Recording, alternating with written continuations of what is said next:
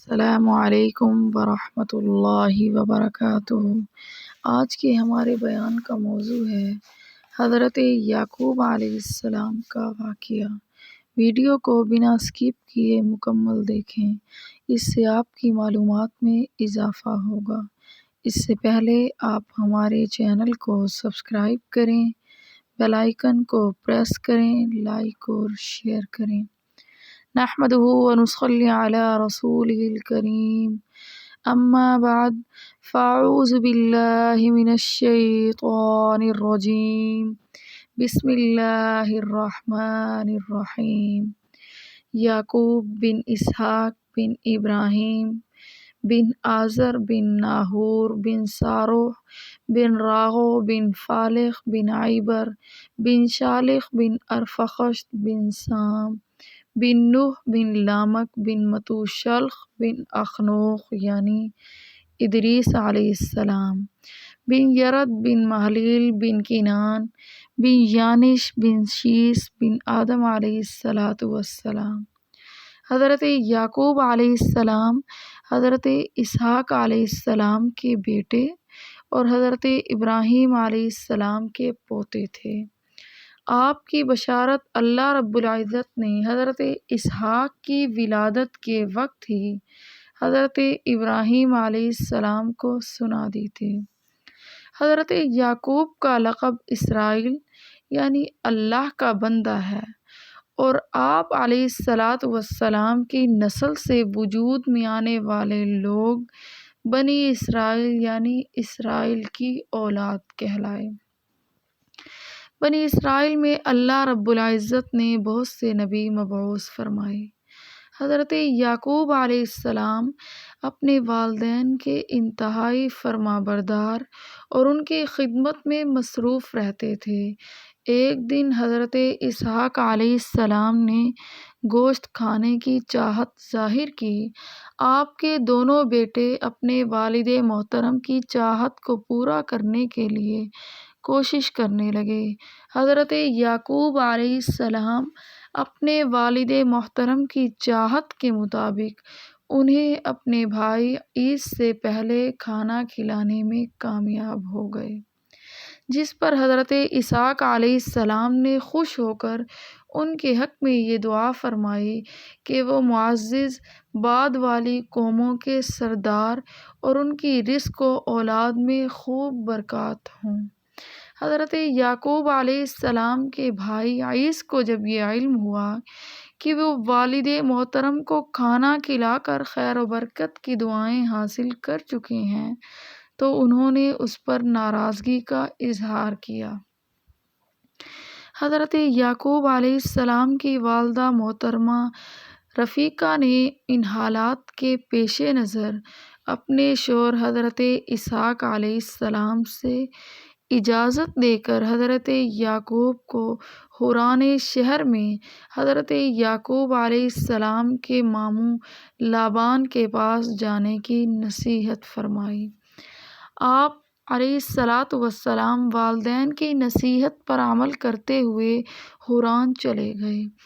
آپ کے ماموں کی دو بیٹیاں لیہ اور راحیل تھیں۔ حضرت یعقوب علیہ السلام نے اپنے ماموں سے ان کی چھوٹی بیٹی راحیل کا رشتہ مانگا۔ لابان نے کہا، اس نکاح کے حق مہر کے لیے آپ 7 سال تک میرے ہاں بکریاں چرائیں۔ جب مدت پوری ہو گئی تو لابان نے اپنی بڑی بیٹی لیہ کا آپ سے نکاح کر دیا اور لوگوں کو جمع کر کے کھانا کھلا دیا۔ آپ نے اپنی منکوحہ لیہ کے ساتھ رات گزارنے کے بعد صبح اپنے ماموں سے کہا، میں نے تو آپ سے راحیل کا رشتہ مانگا تھا۔ انہوں نے جواب دیا، ہمارے ہاں یہ رواج نہیں کہ بڑی بیٹی سے پہلے چھوٹی کی شادی کر دیں۔ اگر تم راحیل سے نکاح کرنا چاہتے ہو تو مزید 7 سال تک میری خدمت کرو، میں اس کا نکاح بھی تم سے کر دوں گا۔ لہٰذا آپ نے مزید 7 سال تک ماموں کی خدمت کی تو انہوں نے بھی وعدے کے مطابق آپ کا نکاح راحیل سے کر دیا۔ لابان نے بطور خادمہ اپنی بڑی بیٹی لیہ کو زلفی نامی لونڈی اور اپنی چھوٹی بیٹی راحیل کو بلہہ نامی لونڈی دی۔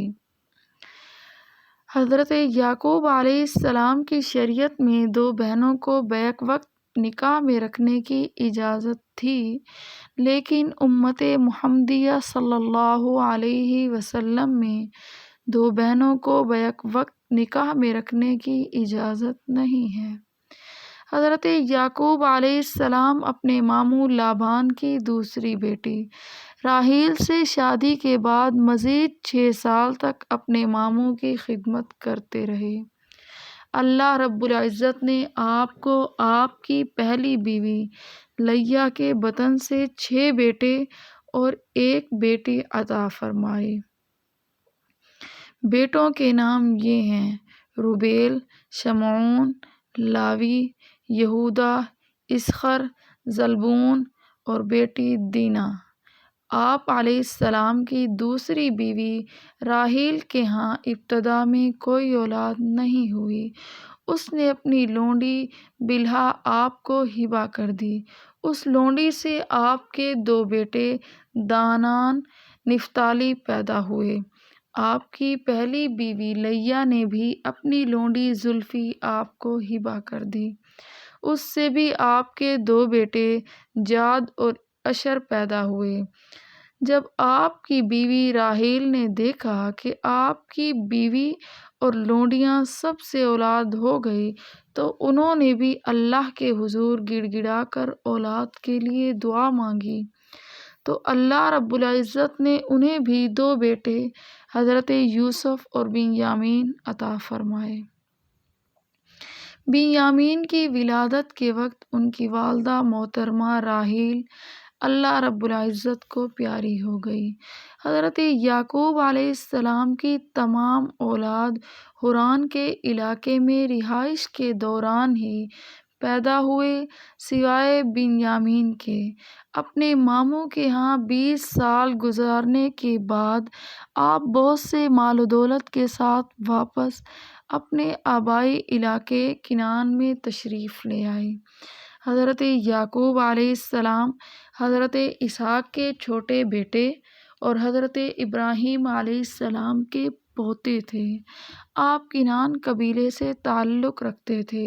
جب وہاں کے لوگوں نے اللہ رب العزت کی نافرمانیاں کرنا شروع کر دی تو اللہ رب العزت نے آپ کو اپنے خاندان اور اہل کنعان کی رہنمائی کے لیے اپنا رسول بنا کر مبعوث فرمایا اور آپ پر آسمانی صحیفے بھی نازل فرمائے۔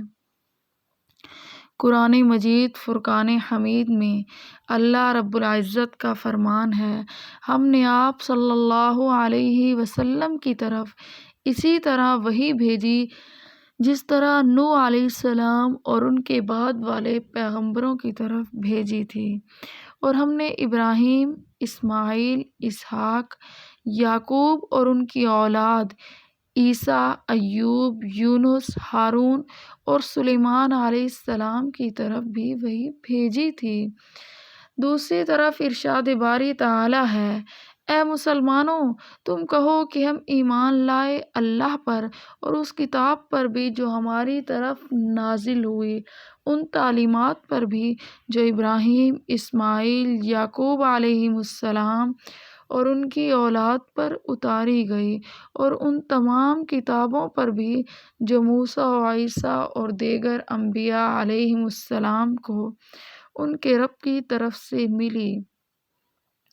ہم انبیاء علیہم السلام کے درمیان فرق نہیں کرتے اور ہم اسی اللہ کے فرما بردار ہیں۔